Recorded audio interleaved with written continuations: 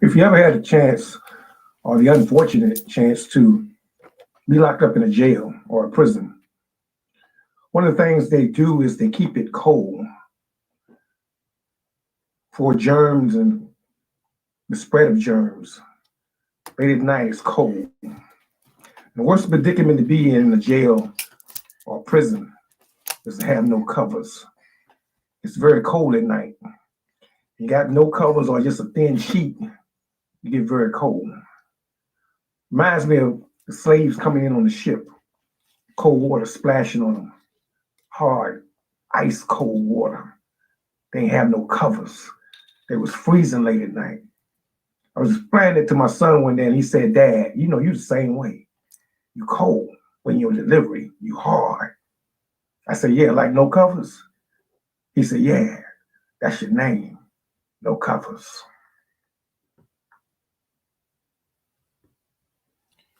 Welcome to another edition of No Covers.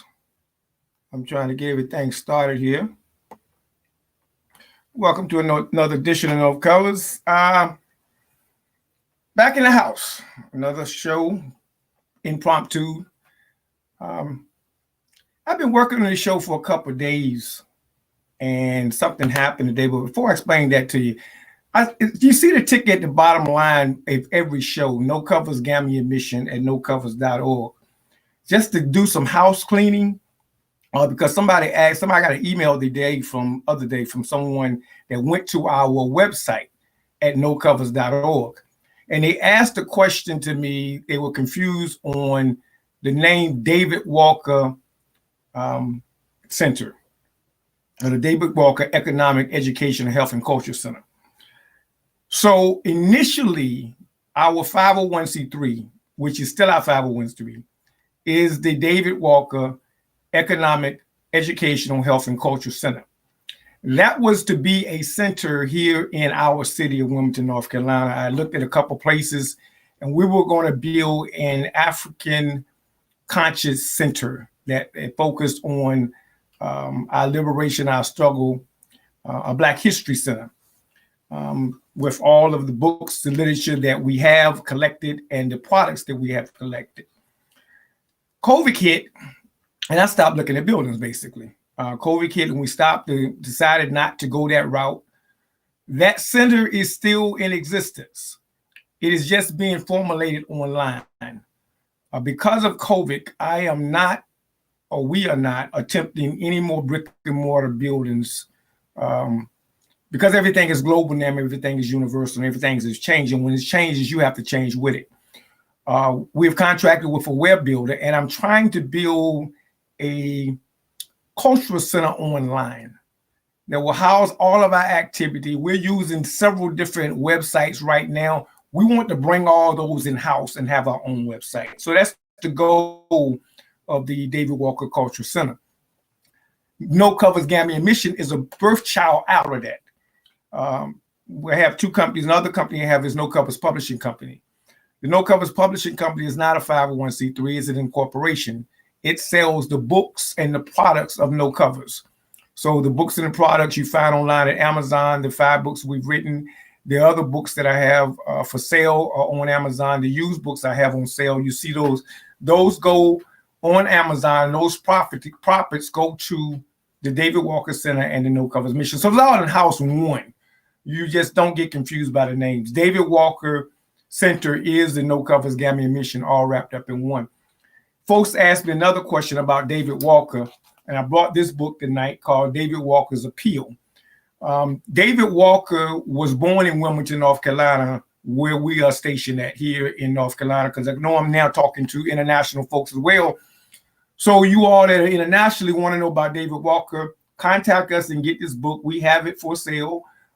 You can get it on Amazon. David Walker's Appeal. And the whole title is David Walker's to Colored Citizens of the World, but in particularly and very especially to those in the United States of America. So he wrote this book, and it's a very interesting story about this book. This book was banned in America. Most people don't know. David Walker came from Wilmington, North Carolina. He left Wilmington He ended up in Charleston for some time. They say, and he ended up in Boston, Massachusetts. In Boston, Massachusetts, he he was some kind of a tailor, and he was an editor. And what he used to do is he used to put the copies of this book, the pre-final copies or the papers of this book, in the clothing that was being shipped down south to the slaves, and the slaves would read it on the plantation. And the words in it was telling the slaves, look, ain't you tired of being a slave? You don't have to be a slave. You outnumber your master. Get up and revolt and take care of business. And the slave masters put a bounty of David Walker's head.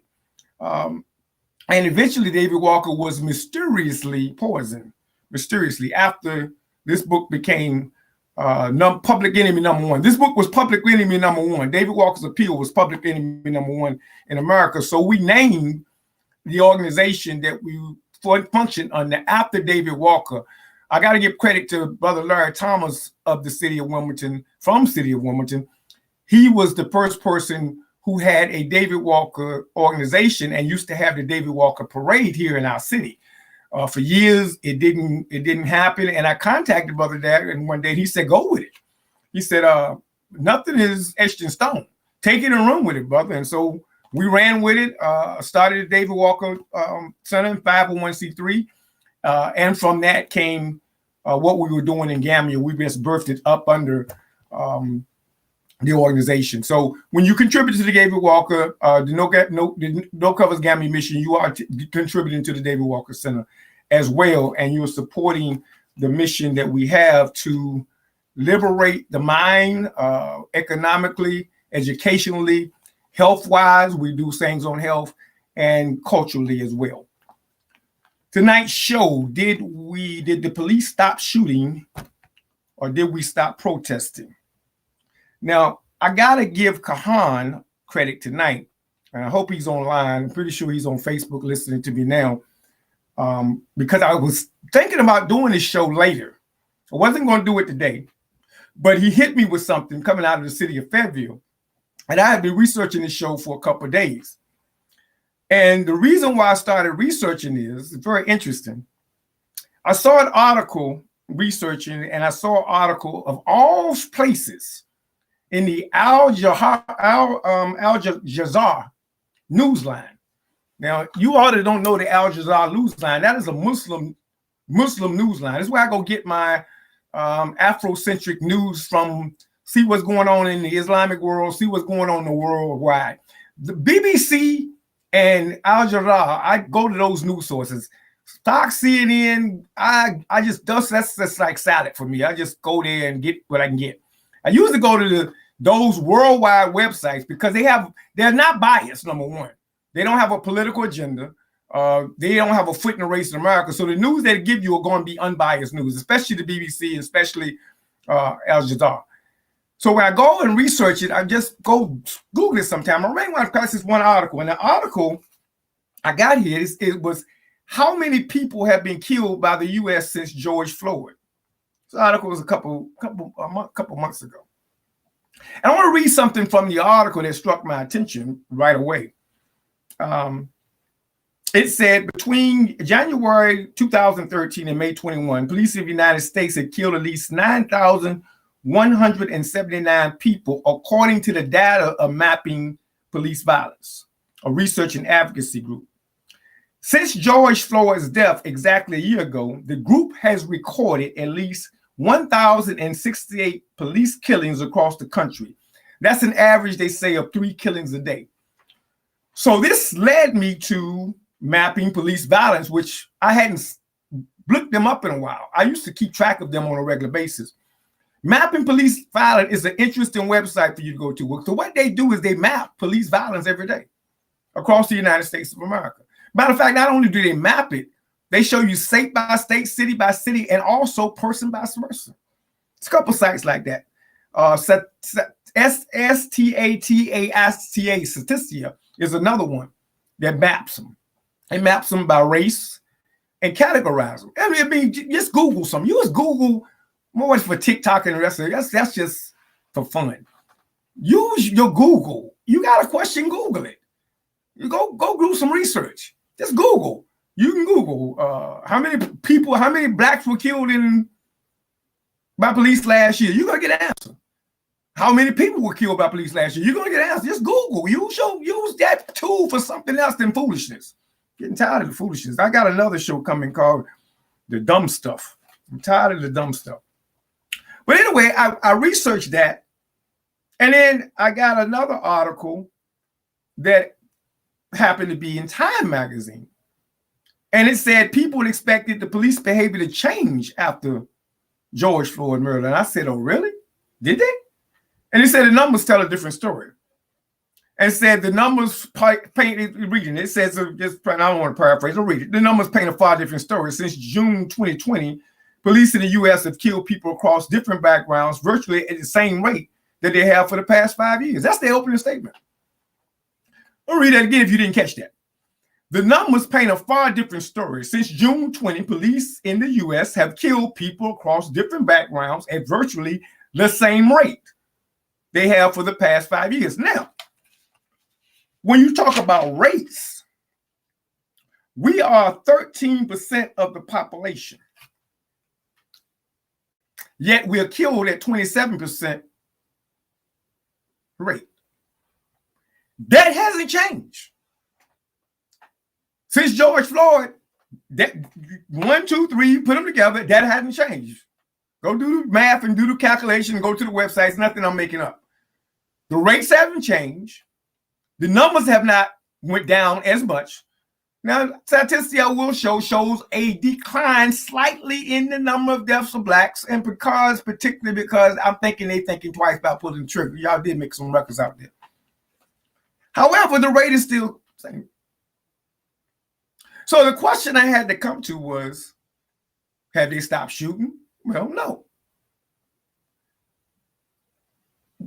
But did we stop protesting? Yes. And I'm going to explain to you why in a minute. Because here's what struck me today. Struck me particularly because I'm usually on top of things. And I caught this one off guard myself. Thank you, Kahan. And this was Saturday night. I live in Wilmington, North Carolina. And in Wilmington, on police protesting, last year, folks cut the food like I've never seen in the city before. Young folks cut the food. But this just goes to show you how they manipulate us and how they keep us hooked and how this media that we've got going on right now is really poisoning to us and not really good for us unless we use it wisely. The fatal shooting of an off-duty, this is dated, matter of fact, this is CNN. This is CNN today, Wednesday, January the 12th. No, yesterday. The fatal shooting of a man of an off-duty sheriff in North Carolina is under the state investigation. This is North Carolina. State authorities in North Carolina investigating killing of a man Saturday by an off-duty sheriff's deputy. We are told authorities the person had jumped on his vehicle. The man killed was identified by the Fairfield Police Department as Jacob Walker, 37-year-old black man. Now, the Fairfield Times-Observer, remember I told you when Wilmington, North Carolina, right up the street, about an hour and a half. You can get there about an hour, half hour, 45 minutes if you drive slow. Drive fast, you can get there hour, 15 minutes. They've been in visuals and protests in that city 4 nights now. Kahan, 4 nights now. So Kahan, I have to give him credit, asked me the question today, and I told him, I said, brother, I'm working on something. It's not by coincidence that you called me and asked me that question. Where we at? Why we don't see anything on social media, especially in our city? Why is it across the board? And why is it taking 4 days before CNN just did an article today? Because it wasn't caught on video camera. Because it wasn't pushed. Because we didn't push the narrative. Because it wasn't important. I'm just asking questions. Why? Why was it that all of a sudden it's dead down? Because they've done as usual. They played the game as usual, and they've done what they usually do. We have to stop being reactionary people and be progressive people and start to take matters in our own hands. We have to stop letting them knee-jerk react us. See, what they've done is they caught us off guard. They were pushing an agenda, a big agenda. And they needed you. I'm going to talk tonight. They needed you as young Black people. And they needed you as old Black people. And they needed you as Black people, period, to change the current of America. See, America's current changes every 48 years. You go all the way back to Washington. It goes one way, it tilts the other way, it tilts the other way, it tilts the other way. That's why I really don't care which way she tilts. Because she's going to tilt one way or the other. She's going to be conservative one minute. She's going to be liberal the next. She's going to be 50% conservative. She's going to be 50%. So whichever way the populace is, you can expect her to tilt the other way within 48 years. I'm not making this up. You go back and study history. It tilts Reagan. It tilts Carter. It tilts Bush. It tilts Obama. It doesn't change. The climate does. She just tilts one way. She's not going to go but so far that way. Then she's going to tilt back the other way. She's not going to go but so far that way. She's going to tilt. And what the tilting factor has always been and always will be until we change is you and I. Go back and watch the movie or the play Hamilton. Go study it. The factor in writing the Constitution, the arguments, the agendas, the amendments was about you and I. We are always in the middle of the tilt. Whichever way we go, it tilts. And what she does is she plays us from one side to the other. I remember when I was a conservative, Black conservatism was on the rise. I had been a conservative. I've been a Republican for years and nobody knew it. But I remember I said was independent now. Got smart and wise. But I remember it was on the rise. Thomas Sowell, I was reading books like that. It was growing up because he was tilting us. She was tilting us. And she tilted us back this way. Yeah.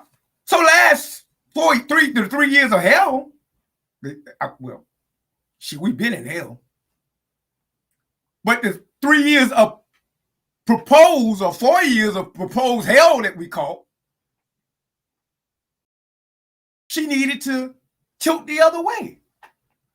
So she needed something to rile us up. So she started putting the narrative.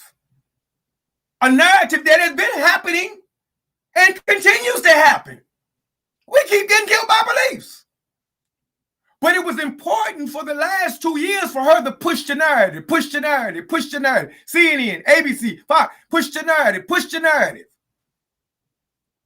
Black on black crime, black cops shooting blacks. She won't push black on. She ain't gonna push that narrative. She's not gonna push that because we might do something about that. She's not gonna push the narrative of young men killing each other in Chicago. Well, she's gonna push the narrative of okay, give you something to go after and push the narrative, push the narrative, push the narrative.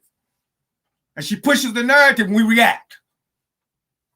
To the degree that we got folks that didn't even look like us.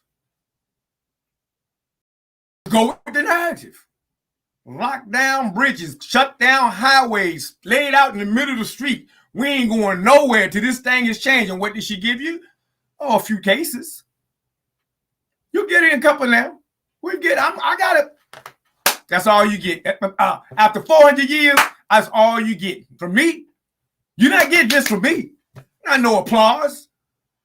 After 400 years of what you've done to us in this country, you give us a couple cases, a couple wins, a couple folks going to jail and going to prison. That's all you're getting from me. One hand clap. That's it. Because your history shows you're going to repeat it again, because the numbers showing me that you're repeating it again. Why? Because it's down now. We're quiet about it now. And you go right back to business as usual. Because your narrative has served its purpose now. The numbers are showing that it was high last year, even with COVID. Why nobody out doing COVID? And your numbers stayed the same. I'm not making this up, folks. I'm reading it from the article. Go read the article. I'm not making it up. The numbers didn't change even with COVID.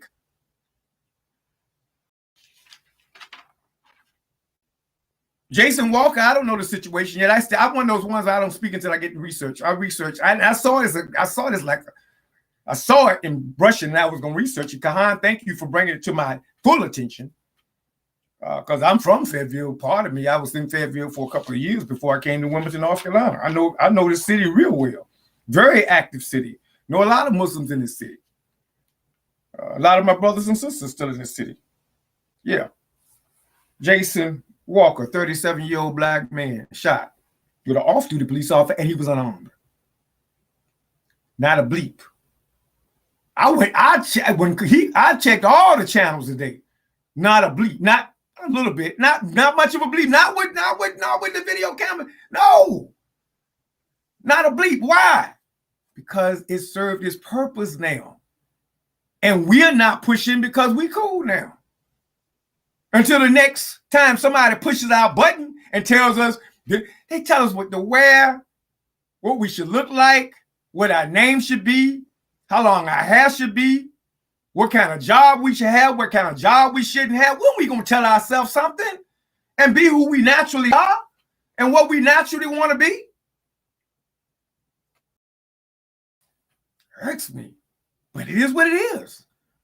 I got to talk about it because it is what it is. They haven't stopped shooting. We just stopped protesting. And we've stopped giving the media something that they can run with. And then even if we protest, they don't need it anymore because it served this narrative. I went out last year and voted in record numbers. You tilted it. In the meantime, watch this. You tilting. Your protest stopped. I haven't heard one bleep from us nationally other than the King family, who talked about boycotting doing the Martin Luther King celebrations. And I don't think somebody said, they said stop the parade. They didn't say stop the parade. They said boycott doing the celebrations until the Voting Rights Act is passed. Do you know, you all that's really into voting, you all really into voting, y'all need to get on your job and tell these young people, especially those new voters, what's really going on behind the scenes. Do you know all the laws that are being changed behind the scenes so that in 2020, what, the next one coming around, 24, you got a mess on your hands about to happen? 56, I'm sorry, they the wrong number. You got a mess on your hands coming. Why? Because they've been behind the scenes working. They got a law. I think it's in it. Somebody tell me, correct me if I'm wrong. I got a law now that they passed in the voting rights in the city of Texas, state of Texas, that keeps organizations from passing out water at the poll lines. They talking about getting rid of and reeling back early voting. They talking about no drive-up voting. They're trying to reel all that back in because they're making it state by state, city by city, area by area. They don't want a national act because they're not doing anything nationally to keep them from playing the tilt game. We got to tilt.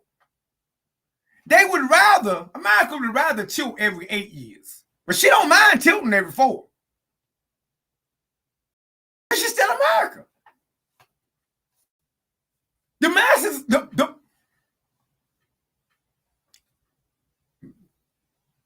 what I mean and what I'm trying to get you to see is when she tilts this way to conservative, the liberals' bills didn't change. The liberals' bank account didn't change. The liberals' 501k didn't change and not going to change. Their taxes not going to change. Their residual income not going to change. Their generational wealth is not going to change. Now, when she tilts the other way, the conservatives' generational wealth don't change. Their taxes don't change. Their air conditioning still runs. Their cars are still nice. They still gonna have their vacations. Whichever way she tilts, the majority is always winning. Is you lose in every tilt. She tilt to the left, we lose. She tilt to the right, we lose. Whichever way she tilts, we end up being the bearers of the tilt. Whichever way she tilts, we end up catching hell from the tilt. It don't make a difference which way she tilt. Everybody else gained whichever way she tilt. She tilted that way. The alphabet community got all they needed and took off running. If you all have seen that doggone, who them people that walked out of, I gotta say it, I'm gonna say it. Who them people that walked out of, when they walked out of Netflix? Damn fools. Did you hear what the man was trying to tell you? He wasn't being rude and disrespectful. He was just telling the truth. Yeah, I'm David, talking about David Chappelle, yeah. I watched it 2 times. He used some jokes that might have been out of character sometimes, but he was trying to make a point. He was making the point that you benefited from the tilt more than civil rights ever has.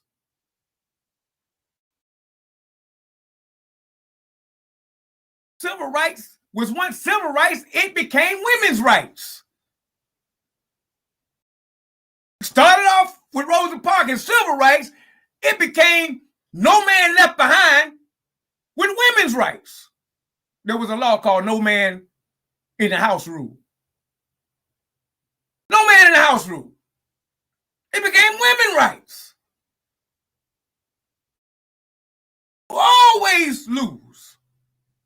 So he wasn't trying to be rude. He was trying to use humor to get the point across that everybody else benefits. And we just wish for once we could benefit too from this tilt that y'all play every time. You use us, you get us to be reactionary, and we do the knee-jerk thing every time. When they need us in the next 2 years, they're going to find something else to get us excited and riled up about. We're going to run out here, get riled up, get moving, get to protesting, get active, and then we're going to come back home when it's all over and start right back over again, and we're not getting nothing out the process until we start learning how to take care of ourselves and take care of our own communities and do for self. I'm sorry. I just got to tell it like it is. Till we start looking out for self-interest. And that's not being selfish. I'm tired of everybody saying, well, we should all just come along and get along. Not until we equal. I'm sorry. I'm sorry. I heard you last week. I'm clear on where I'm at. Yes.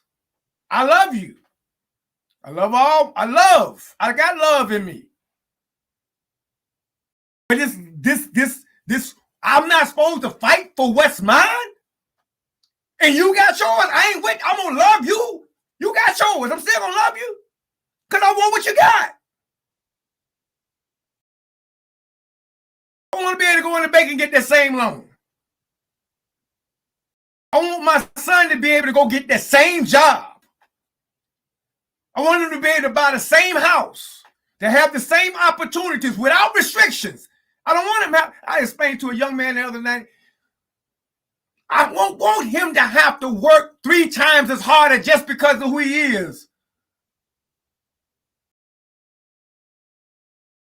I don't want him to have to do that. But we know that's how it operates. You got to work 10 times as hard sometimes. That's not fair.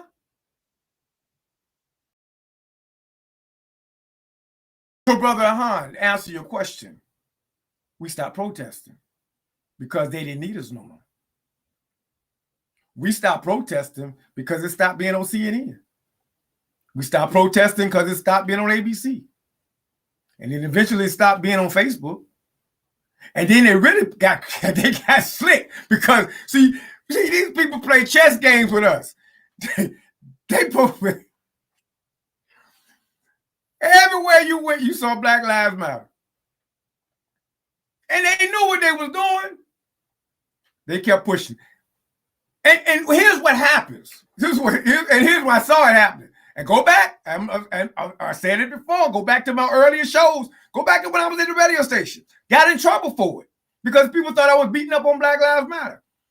When Black Lives Matter came out with their agenda, this was after Trayvon Martin. This was way back then. It had a catchphrase.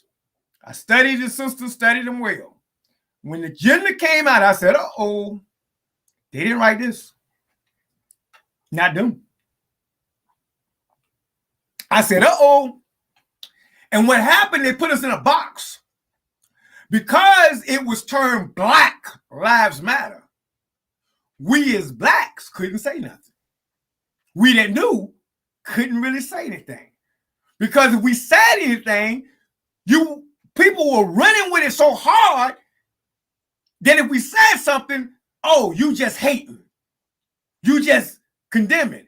I said, and go back and check the tape. Matter of fact, I'll go back and pull the tape up and bring it back to show it to you. I said then, get leadership. Go get you some strong leadership and go get you some black leadership who can counsel you. Seek counsel. Brother Tim Joyner, if you listened to ask the question the other day, he needed a mentor. He said he didn't want to talk to no old people. You better talk to some old people. If you want to do this job right here and do this struggle right here, you better get some advice from old people before they go to their grave. You seek wisdom and counsel wherever you can get it from. You can get it from a rock. Go talk to the rock. Like I said, I told him, I said, man, go talk to the rock. If nothing else, put it in your pocket for you when it's rainy day when you, yeah. You see counsel everywhere. But what they did, the agenda of Black Lives Matter, I knew, I said, they didn't write this. They went and got some people that had some money who wrote this for them, and this gonna get them in the long run because this don't fit all black folks. And when folks start waking up and see it, they're gonna get caught in a twist job and run away from it. And so now they can't even use that much anymore because the platform is falling down. You don't hear the catchphrase no more. And then they made it Blue Lives Matter. And then they made it All Lives Matter. We had a big debate here in our city on the council because brother wanted to put Black Lives Matter out on the highway. They wanted to say all lives matter. Well, they do matter to God, but they don't matter to America. Did I just say that? Yeah, I just said that. And I meant it. I ain't taking that back. Because I know somebody just said, oh, you. All lives matter to God. But all lives matter don't matter in America. And y'all know that. I'm not telling you something that you don't know. You know all lives matter. All lives don't matter in this country. There's a certain life that matter, and it's the majority. And it's going to stay the majority until the minority in the country start to wake up and realize you're not the minority on the face of the earth. Let me say that so I can articulate that clearly so I can get it right. Slow down for a second. It's going to continue until the minority in this United States of America, that 13% that it keeps affecting, that 13% population block that's getting killed 27% of the time, it's going to keep happening until that 13% wakes up and realize that it is not a minority on the face of the earth, that we are a majority. And when, as we see with the No Comforts Gamma, as we begin to link up and join forces with those who are minority around the world, as Malcolm tried to get us to do, then we'll become a stronger block in this country. As we begin to reach out and do export and import and trade, get into international business. And believe me, brothers and sisters, Facebook has opened, not Facebook, the internet has opened up avenues for you can never think about or had never dreamed about. There are so many opportunities for us worldwide. Go look at you all that in the real estate. Go look at some of the properties across the world that you can get dirt cheap. All you got to do is fly over there and meet some people and find you somebody that can hold it down while you going back over here, take care of business. Cost you a plane ticket, man. Couple of days off working. If you're in real estate, you're working for yourself anyway. Yeah. You need me to show you something? I got something. I'm working on something now. Yeah, when we realize we're not the minority worldwide, we're the majority. We're the color that darken the whole planet. That's us. Narcahan, we stopped protesting. Somebody can give me some more information on this case in Fayetteville, I would appreciate it. I'm going to dig up what I can. You all dig up what you can. Jason Walker, our family, I want to get to the bottom of the story because it's right up the street and we should be doing something. We're right here in Wilmington, North Carolina. Once again, I want to thank my listening audience that puts up with me. I know I'm a pain in the butt sometimes. Can be. You all that continue to listen, please hit the donation button or at NoCovers.org so we can continue to send rice and goods to Gambia. Gambia is a very poor country. We're working on doing things over there, and I want you all to really help us. The families over there really need. We are the most spoiled people on the face of the earth. America has really spoiled us. We don't know how much we have, even with the little we got. I hear people say, "Man, I'm trying to take care of what I got here." You got a lot here. You got food, clothing, and shelter, man. You got a lot. A lot of these people don't have that. So help us out with our mission there. Go to our site, NoCovers.org. If you know ways we can improve it, you got talent and skills, join us.